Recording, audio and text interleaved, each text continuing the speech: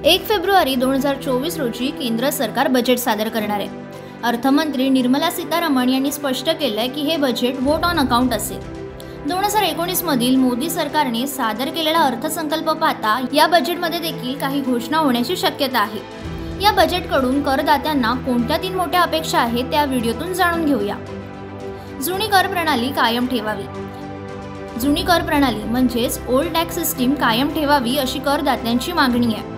अर्थ मंत्रालयाने अद्याप ओल्ड टॅक्स सिस्टीम बंद केलेली नाही, पण सरकार ज्या अर्थी नवीन कर प्रणाली घेऊन आला आहे त्यावरून असा अंदाज बांधण्यात येतोय की सरकार जुनी कर प्रणाली कदाचित बंद करू शकतं। जुन्या कर प्रणालीत इतर सवलती मिळत असल्याने ती बंद न करण्याची मागणी करण्यात येत आहे।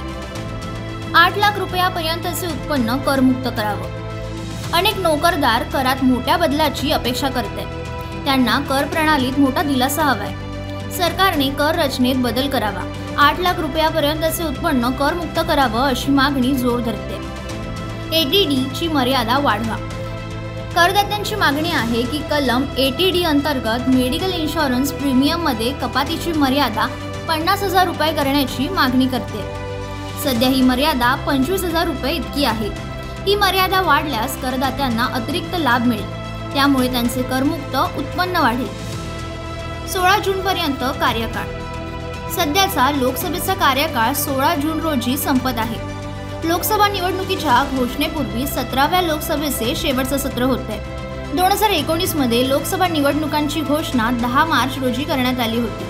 11 एप्रिल ते 19 मे दरम्यान 7 टप्प्यात मतदान झालं होतं।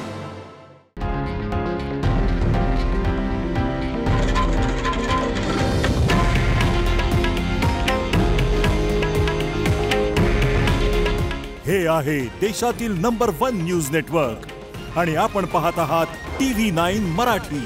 काळजी तुमची, हित महाराष्ट्राचं।